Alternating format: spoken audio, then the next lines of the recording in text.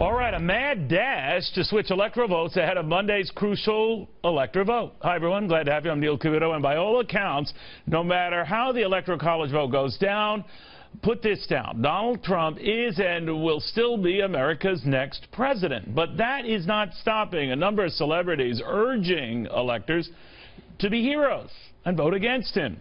Or Democrats demanding an intelligence briefing into alleged Russian attacks they swear helped him, maybe tipped the election.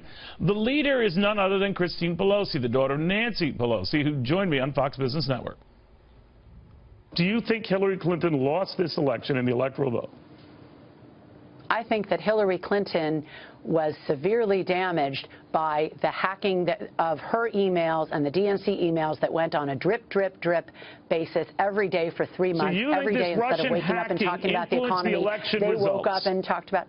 Absolutely. So you think it wasn't her message that didn't reach voters who were subject to high unemployment states like Wisconsin and Michigan, that wasn't what did her in? This thing did her in? No, I think that there are several factors in winning and losing. Look, if 80,000 people had voted differently in this election. The Russians didn't make her lose. She lost. No.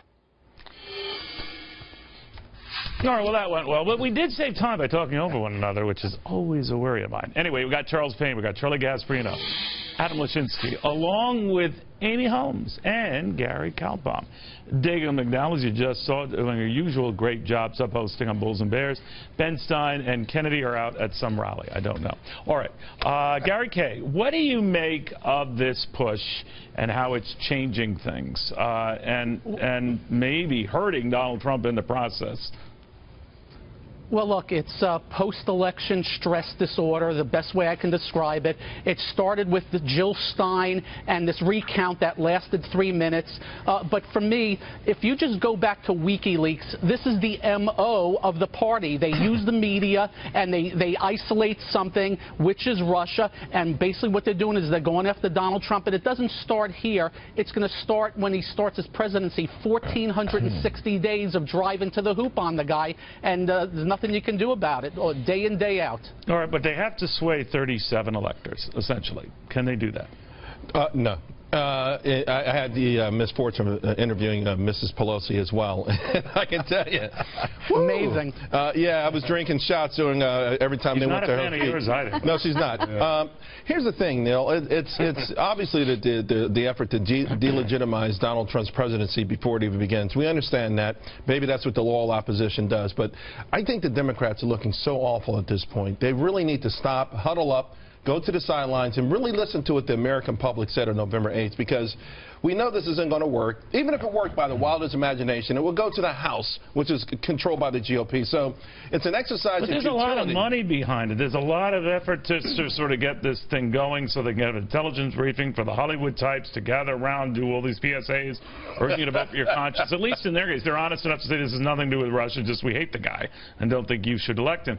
But, you know, if you think about it, Charlie Gasparino, I mean, if a company went through these extremes and excuse-making over election results or over the launch of a bad product, right, quarterly results, and not address the truth, I mean, the whole staff would be fired. Well, not only that, the analyst community, i.e. some of the voters for corporate America would be laughing the CEO out of his job.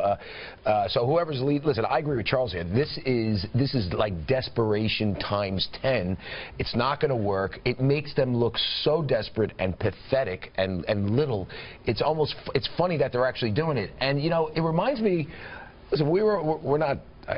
You're old enough, maybe I'm not, but you remember really we're going to go there?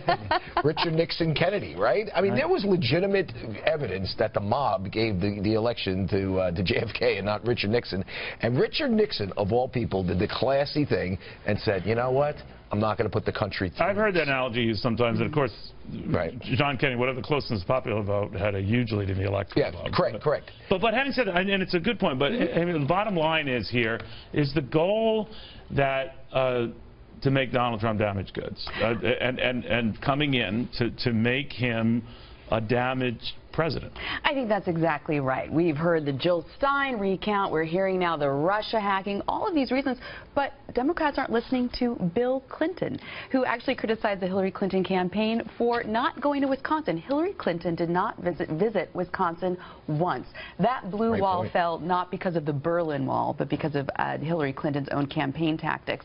And I would say that, in fact, Democrats are proving Donald Trump's point, which is that the elites have been in charge. The elites are trying to now drive the narrative, drive the way that we consider our president. And Donald Trump, he went to the people. He went to the Rust Belt. He got those votes. Remember all the criticism he got from going to almost say, like, you're wasting your time? And also, do you remember on November 7th, we were told that if Donald Trump lost and did not accept a peaceful transfer of power, that this would be undermining democracy? Well, now look who's doing it. Well, you know, Adam, I want to go back to something Charlie Gasparino and I talked about in this money theme, and you're wasting a lot of money and time. A company did this and ignore the results or blame it on weather or whatever.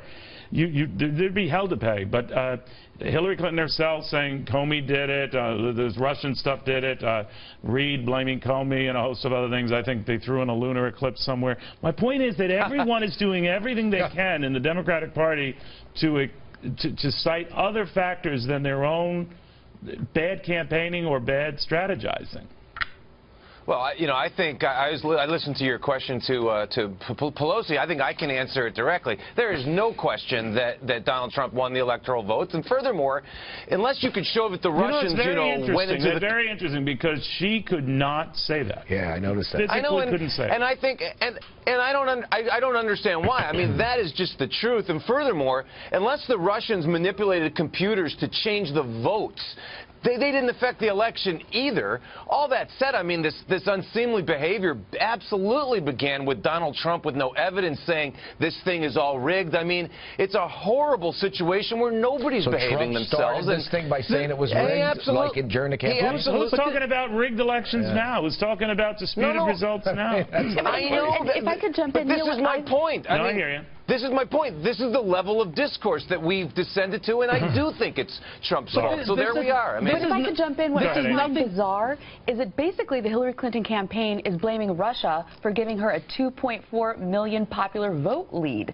How does this add up? The Russians rigged the election. Now you're being a little creative. The Russians rigged the election so that Hillary Clinton could win the popular vote. I mean, that doesn't make any sense. But are Democrats going to change anything? Normally, a company that encounters something like this, Gary, has to change, reshift strategy, think through this, whatever.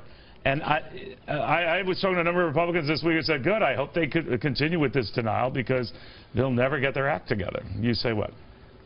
Look, all I know is they're worried about what the Republicans are doing. They better get going on what they've been doing. They lost the election. And for me, though, this is not about this week's electoral vote. This is about 2018 and 2020. They are setting it up along with the national media to destroy this guy. They are going to investigate him every day. They're going to accuse him every day. They're going to do the things over the next 4 years they haven't done in the last 8 years to drive the point home. No, and you're get right the about Dems that. back Charlie into power. Gasparino, by week 10, I was talking to Senator Cardin, leading an effort on the part of Democrats to already say if he doesn't, divest himself of all his business entanglements, any one of those entanglements could be grounds alone for a high crime and misdemeanor, an impeachable offense right there, right off the bat. There are, just so you know, legally, I'm not saying this should happen, there are a lot of tripwires when you own businesses and you're the president. But I think it's a bit premature to sort of say get the impeachment. But get back to your original question to Gary, which I think is a great one. The notion. So you didn't like my follow-up one? I like that too. Really? And they will try. But here's the thing: will the Democratic Party change?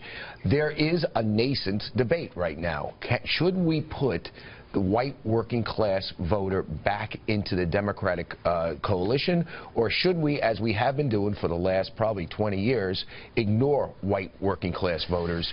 Bill Clinton's answer was no. Was no, and he got it. What is Charles Payne's answer? Hillary Clinton's answer in 2008 was no as well. My answer is, honestly, Hillary Clinton didn't take any rural voters into account, to be quite frank with you. She took the whole thing as a coordination, and it blew up in her face. And it's so far, the post-election moves with Ellison, Biden, Pelosi, the mother, just show that these guys are not listening to the message of the people. Bottom line, they are tone deaf and making a huge mistake. But black voters stayed home. White working class. I'm still saying that, but they weren't motivated to go out because entertaining Keith Ellison to be the DNC chair. I mean, this is obviously tone deafness. Yeah, no, I understand. All right, I think Charlie and I, Gasparino, were more up on the black vote, really. Really?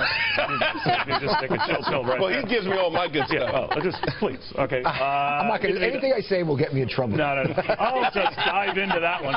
Or, well, forget about a hack.